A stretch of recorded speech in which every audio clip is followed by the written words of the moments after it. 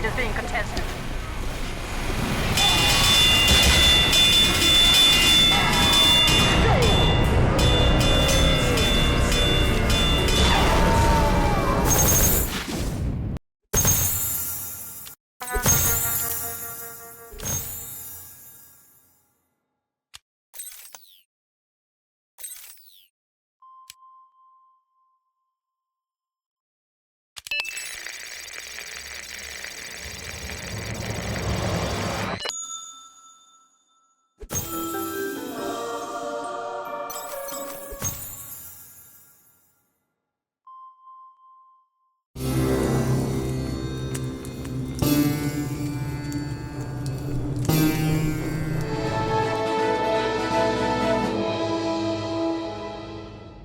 Hello everyone, Tebrith here, and welcome to the second week of my journey to learning TF2. For those new here, welcome. This series is where I document my progress in learning how TF2 works, and hopefully get pretty good at this game by the end of the year. Previously, I've started things off with trying to learn and get better with the class Pyro. And for those who are not new, if you recall in my previous video, I was confused as to why I, as a Pyro, was suffering from afterburn, and chalked it up to a weird glitch or bug.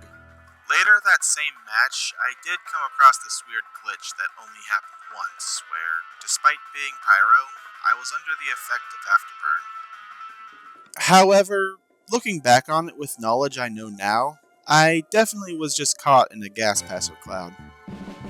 With that out of the way, let's talk about my plan going into week 2. This was the week where I had intended to start experimenting with the Pyro unlockables. However, when I was looking at what was available, I learned of a thing called Dragon's Fury, and when I looked up how to get it, I learned that Pyroland Contracts were a thing. Now, while I knew of contracts already, I didn't know that Pyroland Contracts existed. Neither did I know that they were free. So, when I discovered that, I decided that I would dedicate the week to doing the Pyroland contracts instead.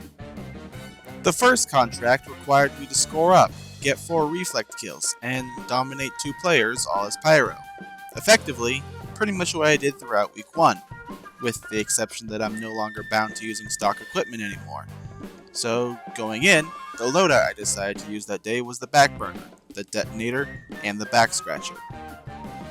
The idea being to really go into the ambush playstyle that I had developed and try to improve it some more, with the backburner rewarding me with getting the drop on players, the detonator giving me a ranged option as well as a method to quickly get around the flanks, and the back scratcher to gain more health from health packs since I wasn't going to be near the medics anyway.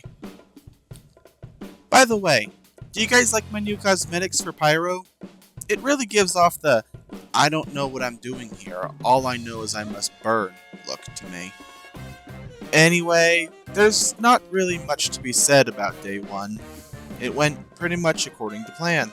Sure, the reflect kills were annoying to get, but that was to be expected. Though, I should probably state that I've grown to have a new appreciation for payload. Facing off against other players is absolutely a different experience than facing bots. Loads more fun as well. Back on topic, with the current loadout I had equipped, it really encouraged exploration, going around the terrain and catching players off guard. It's a really good loadout for when you want to tread off the beaten path and just travel off on your own. Eventually, just simply playing the typical strategy I grew to learn for Pyro, I was able to complete all 3 objectives for the Pyro contract that day, and was looking forward to going through the rest of those contracts throughout the week.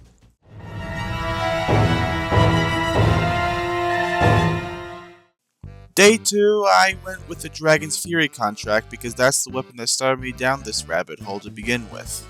To which the objectives were basically just kill a bunch of enemy gamers with the thing, 20 times while they're on fire, and 5 of them in a single life 3 times. And I don't know why the text doesn't appear in my screenshot, but I went with the Dragon's Fury, of course, because that's what this contract was all about, as well as the thermal thruster and power jack for mobility purposes. The Dragon's Fury as a weapon functions very differently than any of the other flamethrowers, acting as more of a short-range shotgun than anything else. However, the range is effectively twice as long as the other flamethrowers, making it pretty useful in chasing down runners. The air blast rate being slower makes it so you need to be more precise with your air blast, which fits me fine since I only ever do 1 or 2 attempts before leaving that situation, since at that point the soldier knows what I'm trying to do and adjusts his rockets. And I can't hit pipes or any other projectiles to save my life, so I don't even bother trying on them. Though it does have the downside on making it a bit more difficult to spy check an area when compared to a regular flamethrower, leaving me to really only check visible teammates whenever I feel paranoid.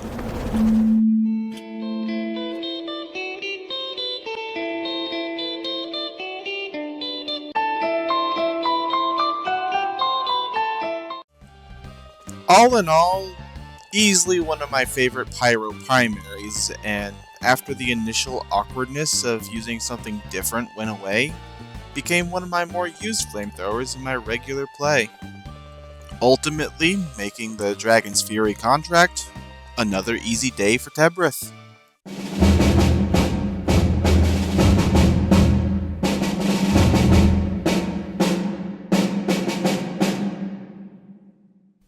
Let's see here.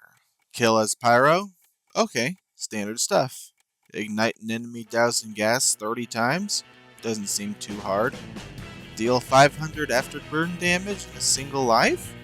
That might be the tricky one, but at least I don't have to reflect anything this time. Alright, seeing as how it doesn't really matter on the flamethrower, let's go stock, for it is the most consistent flamethrower in the game by design. We need the gas passer because the contract says so, and to make sure we get that afterburn, let's use the volcano fragment. There we go. Seems simple enough. Let's go gas some people up.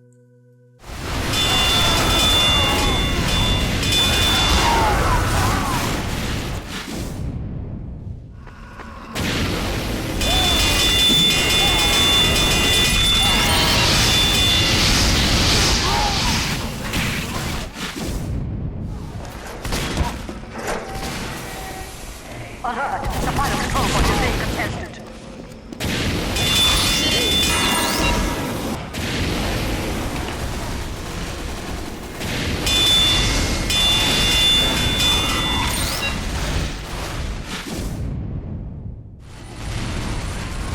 Alert! The final control point is being contested. Alert! The control point is being captured.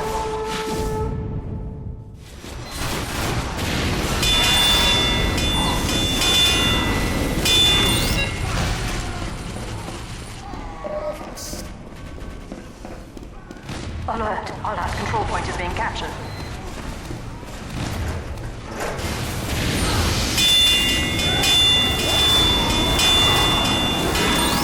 Alert! Our last control point is being captured.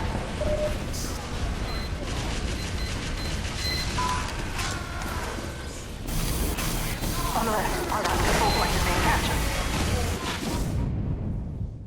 Alert! Our last control point is being captured.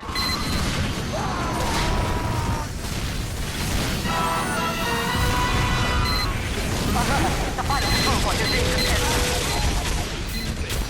Victory. I certainly don't feel like a winner. Okay, full disclosure, I actually do think the gas passer is a pretty good weapon. It's just, I'm not very good at it. Handy for a support type role, useful for team pushes, but the whole douse then ignite part, I just can't seem to get it right. And it took me way too long to do this contract, that I actually ended up having to do it in 2 separate sessions that day. Went grocery shopping just to take a break from it. Not to mention it was actually starting to make me upset. However, when I returned, I looked up optimal gas passer loadouts, where I ended up watching some tutorials on the item and learned quite a bit. For example, I didn't know about the whole wet mechanic, and the fact that normal flamethrowers and the gas passer don't synergize all that well, conflicting with each other's playstyles, it suddenly made a lot more sense as to why I was having such difficulty. So, I changed the loadout to the following: Dragon's Fury, Gas Passer, and Neon Annihilator. And while it still wasn't easy, it brought out a playstyle that was actually playable, something I could actually reasonably accomplish. And a testament to how annoyed I was, I actually forgot to take a screenshot when I finished that contract. I just up and stopped recording and got off the game. Good thing I managed to save the footage that caught the moment.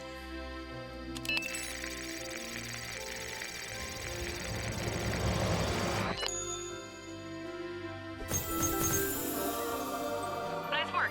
Here, you might like this.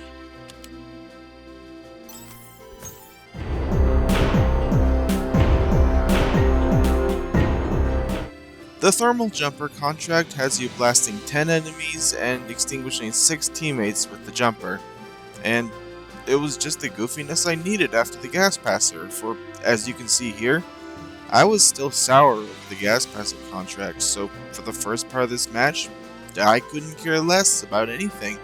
Just hopped into the crowd, blasted him with the jumper, repeat, hoping to end the contract as quickly as possible. However, as the match went on, I started loosening up, joining in the shenanigans, etc., and actually started having fun again. It was all in all a very nice, easy therapy session.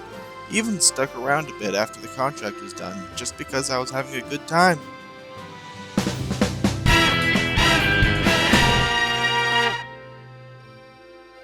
Day 5 was also quite goofy.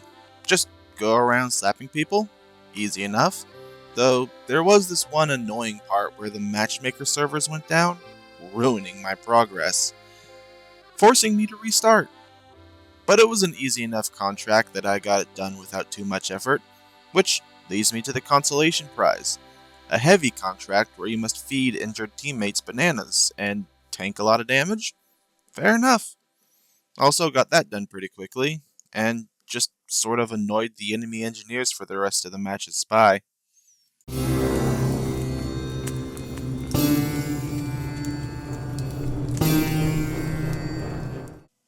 Looking back, doing these contracts was a roller coaster of emotions. It started off pretty chill, then skyrocketing into frustration, before cooling off into a goofy middle ground. I also do believe I'm getting more familiar with the video editing portion of making these videos. All in all, I'm very glad I took this challenge, for I've been learning so much about a lot of stuff, not just about the game, but taking what I learned from making these videos into other hobbies of mine. It definitely has improved the way I go about doing them. Anyway, I really appreciate all the supportive comments you all leave me, and has helped motivate me to keep up with this challenge. And as always, I hope you all have a wonderful day.